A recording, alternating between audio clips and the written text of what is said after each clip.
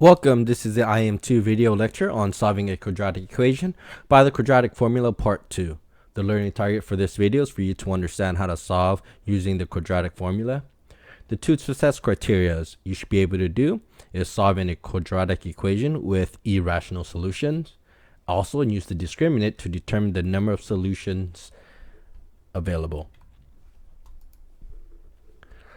We're going to review a core concept of solving using the quadratic formula. Here we have 2x squared minus 5x plus 3 equals to 0.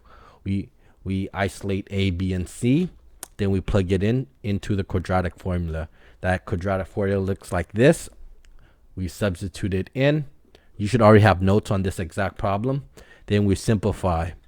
Our answers are x equals to 3 over 2 and x equals to 1. And this is called rational solutions because the number are finite. So 3 over 2 and 1 are considered rational numbers. Now we're going to look at this example. X squared plus 5x minus 8 equals to 0. Step 1, find the a, b, and c. A equals to 1, b equals to 5, c equals to negative 8. Step 2, plug into the quadratic formula. X equals to negative 5 plus and minus the square root of 5 squared minus 4 times 1 times negative 8 all over divided by 2 times 1. We now want to simplify this, so you have a negative 5 in front. Divide that by 2. What's in the radical? If you want to see what's in the radical, you can just pull up Desmos.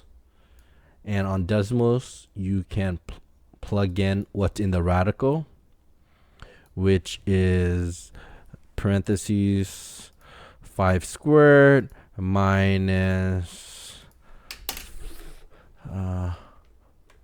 4ac, and you should see that it is equal to 57. That's where the radical 57 comes from. Now we want to see if that radical 57 can be simplified. It can't. It equals to a 7.549. Sometimes you cannot reduce that radical neatly into a whole number. Never put it as a fraction. Never put it as a decimal. So your first solutions are negative 5 plus radical 57 divided by 2. And your second solution is the subtraction one. Negative 5 subtract radical 57 over 2. This is called irrational solutions. Irrational solutions are when the number goes on forever. This includes having a radical on the top. So this is finding the quadratic equation using irrational solutions. Let's do one practice problem on this. 4x squared minus 7x plus 1 equals to 0. Step 1 is to find the a, b, and c. A equals to 4, b equals to negative 7, and c equals to 1. Plug it into the quadratic formula like before. X equals to negative 7 plus and minus radical negative 7 squared minus 4 times 1 divided by 2 times 4. Plug it in. X equals to 7 plus and minus radical 33 divided by 8. I can show you where that radical 33 comes from. This was inside the radical. Okay. That is where the radical 33 comes from. Notice we cannot take the square root of 33. So we leave it as radical 33. So your solutions are x is equal to 7 plus radical 33 divided by 8. Then your second solution would be x equals to 7 minus radical 33 divided by 8. Next. Again, these are called irrational solutions. Next, we have this of 4x squared plus 4x plus 2 equals to 1. Okay, put it into standard form. So that is going to be done by subtracting 1 to both sides, getting 4x squared plus 4x plus 1 equals to 0. A equals to 4, b equals to 4, c equals to 1. Plug it into the quadratic formula. X is equal to negative 4 plus and minus radical 4 squared minus 4 times 1 divided by 2 times 4. Simplify, you get x equals to radical 4 plus and minus radical X is equal to negative 4 plus and minus radical 0 over 8. Notice that inside was where the 4 inside the radical was equal to 0. Radical 0 is just 0. So you only have one solution here. X equals to negative 4 plus 0 over 8, which can be simplified to just negative 1 over 2. Notice here there's only one solution. Sometimes when you solve the quadratic formula, you have different types of solutions. Okay? So this expression inside the radical, we have a name for that. It's called the discriminant. The b squared minus 4ac part is called the discriminant. The discriminant is used to determine the number of solutions of a quadratic equation and the numbers of x-intercepts of the graph. So the one that we had before, we saw that the discriminant was equal to 0. So notice inside the radical, it was equal to the number 0. That's why it had one solution.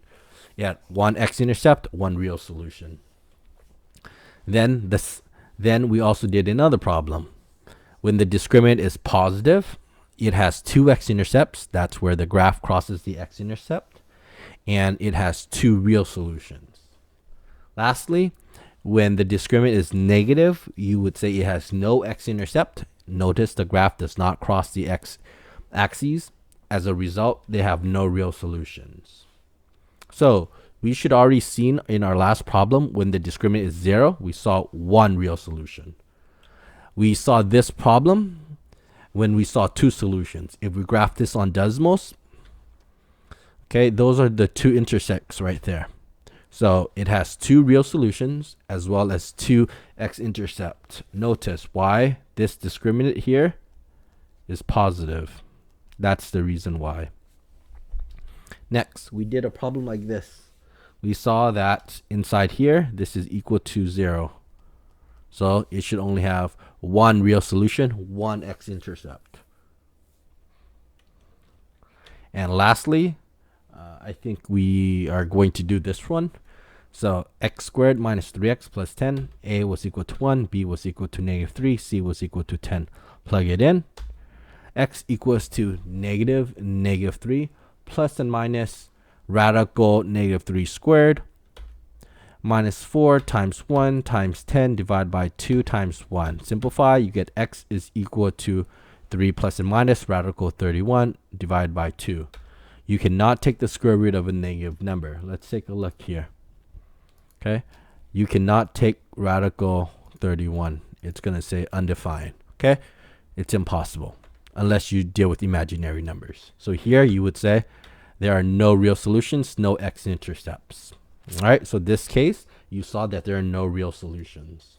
All right, so this is everything that you need to know about the quadratic equation as well as using the discriminant.